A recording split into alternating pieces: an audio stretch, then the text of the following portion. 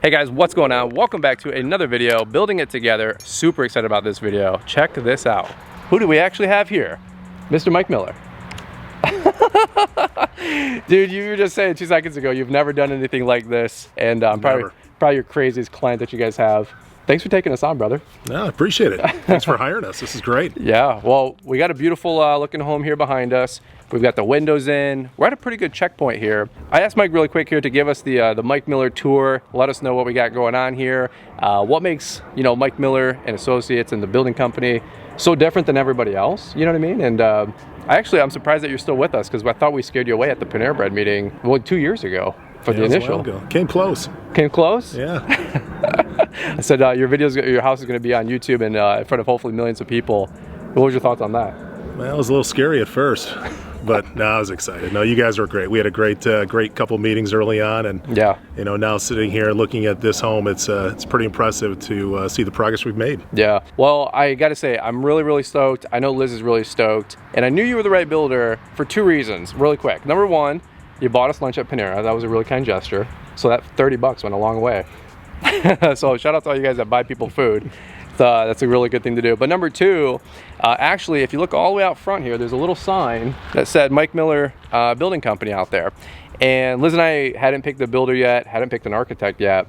And we thought we did, but we were still exploring things. And just short story long, you spent like 40 minutes on the phone with me. I think you were driving back from up north or something. Mm-hmm. And you said, well, if you guys don't have a builder yet, I'd love to build you a home. And what kind of questions do you have? And that, of course, led to Panera. So thanks for taking a couple minutes to just educate us and give us a shot before you just threw us to the wolves or just didn't take us on as a client. Yeah, no, it's my pleasure. And that's a lot of our customers come to us, and they're professionals in what they do, but they don't really understand where to start. And understanding where to start, whether it be with a surveyor, whether it be with an architect, or in some cases just looking for the land, they just don't know. And so coming to us, we're happy to educate our customers and our prospects to get them to that point. I love it. All right, well, we're going to do the tour. You excited? Yeah, absolutely. Let's do it. And it's been about 2 months since you've been here, so you got a great team. Yeah, these guys have done a great job. It's really exciting to see everything come together. Chris and the guys did an amazing job with the carpentry. And, just had a chance to walk through and check things out, and they really pulled things together, and it's looking nice. The next few stages are going to be amazing. Yes, awesome. So where are we at right now with the home and like the whole timeline of things, just to get these guys up to speed? So right now we're in the rough stages. The roof's on the home, as you can see. Everything's enclosed, so we're weather tight for the most part. And so we have the rough mechanicals happening. The plumbers are not here today, but the plumbers are working on the inside. Heating and cooling guys are working, and I believe, if I'm not incorrect, the electrical walkthrough might be tomorrow or the next day. So, yeah, I think tomorrow with Andy. Yeah, so that's a fun walk. We'll have fun on that one. And so rough mechanicals, very important stage. It's where we're putting all the items that are going in behind the walls for the most part, the functions of the home. And then a little bit later down the road, we cover it up with drywall, insulation drywall, and then trim it, and that becomes the pretty stage. Awesome. All right, so we're what, like a third of the way, quarter of the way through? About a third of the way. Third of the way? Yeah. All right, so we're making some pretty good progress. Just don't ask me when you're moving in yet. No, me neither. We have no idea. But hey, we picked up a camper, brother, so we're traveling nomads. I love it. No big deal over here. Let me ask you this really quick. Architecturally wise, like, let's zoom out 50,000 feet. What do you think about the home? Have you built a home like this? What do you guys normally specialize in? Bigger, smaller, left, right? What do you think so far? So your home has such pretty details on it. The really pronounced gables over the front, the ones over the garage, they really pair well with the architecture. And so we do a lot of homes with similar aspects to it, but every home, like with designing with TK, they pulled all this together into one and really made a strong statement with this home. Take into consideration the distance you are off the street, which we don't often get on a large parcel like this.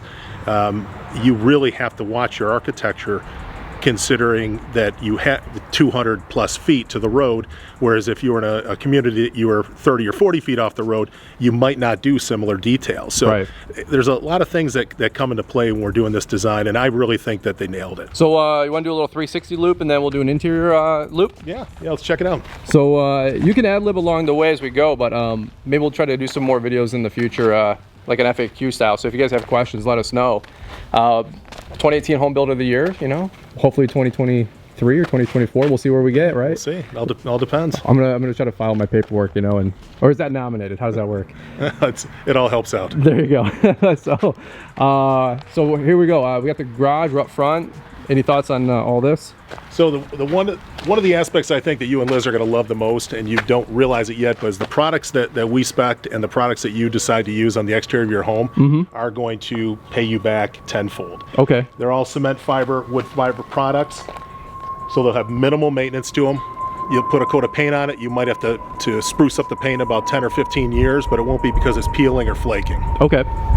So that will really work wonders for you guys. Whereas a lot of other builders that you see, and not knocking anyone, but you see will still use pine products and wood products on the exterior of the home, and they just don't hold up nearly as well. And you'll hear people with horror stories about spending $10 or $15 or $20,000 replacing wood on the exterior of your home. You won't have that issue. Gotcha. It was a great choice for you to use the zip system, insulated zip. That will really help your energy efficiency. Your heating and cooling bills will be significantly less, and on top of it, your comfort in your home is going to be significantly better day to day. Gotcha. What is the zip system? Is it like an insulation system?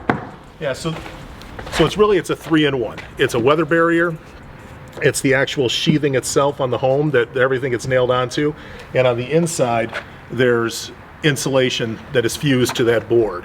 So now your entire exterior of your home, even outside of the studs, has an insulation R value of 3.3. Okay. Now it sounds like a low R value, but if you check the effective R value of a 3.3 going around the entire exterior of your home, it's a significant increase in your effective R value. Okay, cool. So it's a great product. I love it. Wouldn't even think of building without it. There you go. You know, one of the things that you guys did that was really nice is you had the ability, because you had a larger parcel, is to do a larger garage. And even adding a foot or two to the depth of the garage, because you don't know what kind of vehicle you're going to get next. You don't know if you're going to pull in with your hitch on your vehicle or whatever it might be. But if you go too short, you're stuck. There's nothing you could do. You really can't add on to the depth of your garage. So by adding an extra foot or two now really helps out long term, and it's something you'll never regret. Yeah, I think we did an extra 2 or 3 feet all the way around the cars was the idea, just so we have that ability to open up a door fully, or bring a trash bin in between the vehicles. Yeah, True. And you also did good height. Good height. So that was good in case you ever want a car lift or anything like that. You should be able to do that. So I can stack the Lambo. Yeah. Something like that. Whatever works. What's typical for garage heights? Most guys are they 7 feet, 8 feet, 9 feet. So you can do 7-footers. We usually do 8 or 9-footers. Okay. Just to give you a little bit extra height. With the bigger vehicles, whether it be a Yukon or a Tahoe or a F-150, F-250, you need a little bit extra height, and then you have to take into account that if you get a snowfall and you might have a couple inches of packed snow on the driveway, you have to take that into consideration as well. Good idea. So an 8-footer is what we like to see minimum. Okay. How we originally set this up is so when the entertaining area was put back here, you had a level area that you could go in and out of the home without having to go down 3 or 4 or 5 steps or even more down to the walkout level. So this whole area, as we've set this up so you can have easy access into the garage, easy access into the home, and of course reverse access out to the pool area and the entertaining area. And it's really nice how you place the home, because you really split the home on the parcel, so you have about equal in the rear yard as you do in the front yard. So you're far away from the road, but you still have plenty of area in the backyard to utilize for future, whether it be barn or any other types of fun things you might do. This area here, this is going to be a really cool area. This will be a secondary area to the outdoor entertaining area. As you can come home from work, you can sit out here, you can have dinner, you can have a fire in a fireplace, you can do screens and leave the back door wall completely wide open to the home, so you can still capitalize on the open air. And this will be an area I think you'll find that you'll use more than most other areas on the outside of your home. All right, so we're gonna go inside next. We've already kind of toured around the other side on previous videos just to save you guys a few minutes here, but we finally got the windows in, so that's looking really, really nice. And I think we're gonna do a little interior tour, is that right? Yes. Let's go check it out. Yeah, let's check it out. All right, so we're coming back to you, brother. And what were you just saying about my custom doors, by the way? This is a beautiful 6-panel door. You're going to love it. This door will last you many, many years. It seems like we might leak some air, though. We don't have enough insulation. Just a little tape. Little tape? So this is the interior. This is the transition room, or what do you call it, mud room, kind of.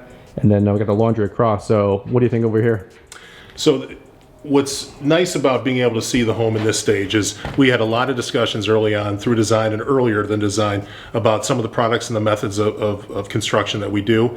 And being able to see it and understand it now is really cool. So I'll run through and I'll show you some of the items that we have just so you can understand them and see how they're going to benefit you guys. So one of the easy ones is you'll hear people talk about 2x6 studs. And any custom home really should have 2x6 studs. It's sturdier, you get more insulation in the wall, you get a little more sound home when it comes to windstorms and rain and everything else.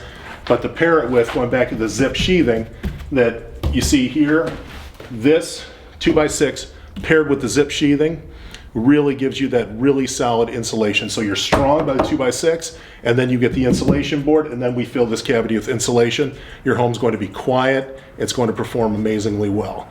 Now, these things cost money, so you're paying up front for these, but these pay you back. Your return on these is not that far down the road, and then it continues to treat you well from that point on. So some of the other things that we talked about that are hard to really understand is until you're building is things like the floor systems, the ones that we're standing on and the ones that you see above us. Typical code is L/360, which is really the amount of deflection that you're allowed in a floor system when you walk on it. That's great, but I'm sure you picked up that I'm not a small guy and I don't want the floors bouncing. So we make a very rigid floor system, and we at minimum go double what code is.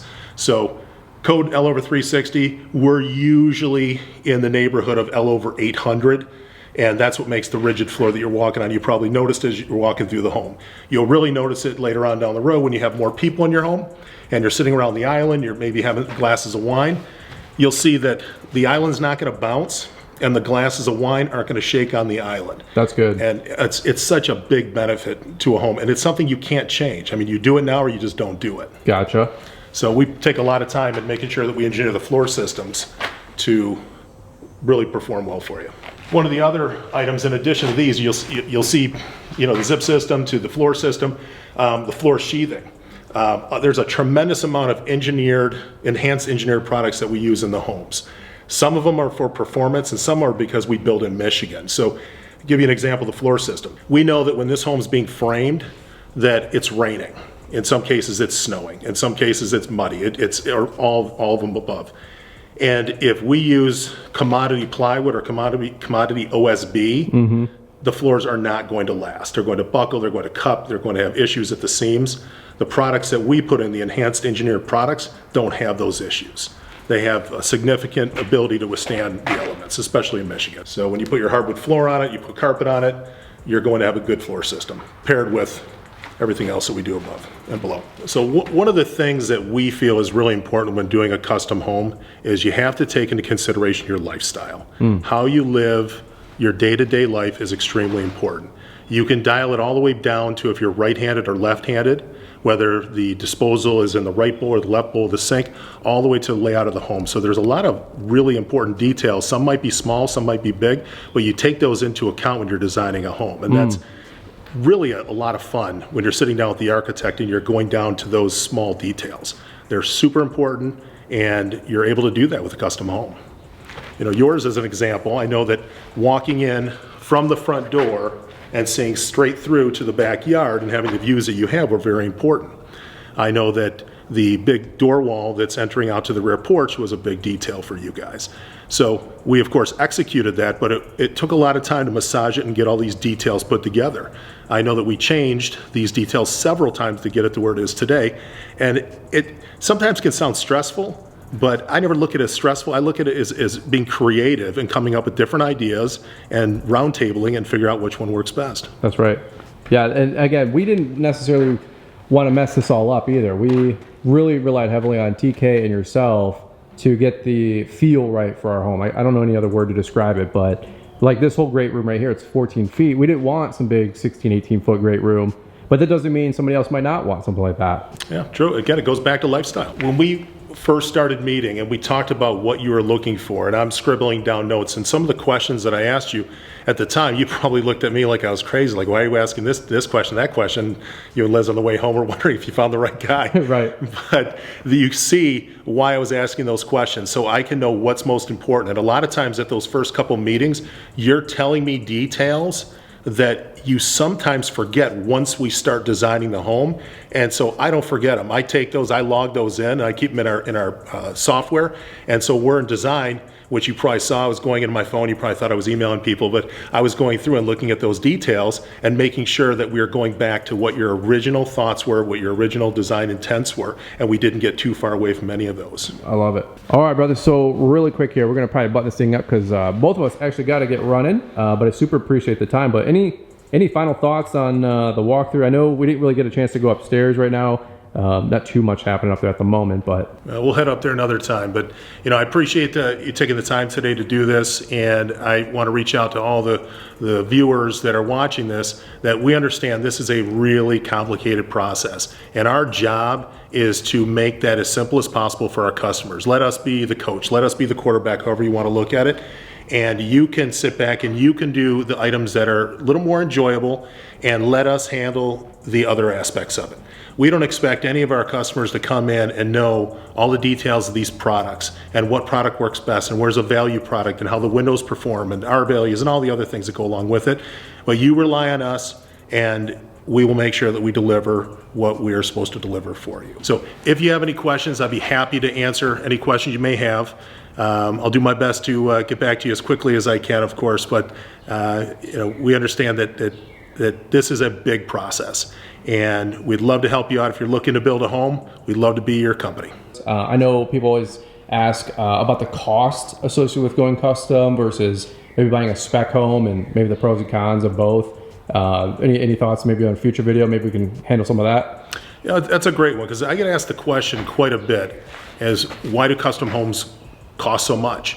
And a custom home really does not cost any more than a production home until you start the customization. And with the customization, you're putting in 2x6 studs and using zip sheathing and the floor systems that we talked about. And a lot of times that carries to the rest of the project. So that's why a custom home costs more.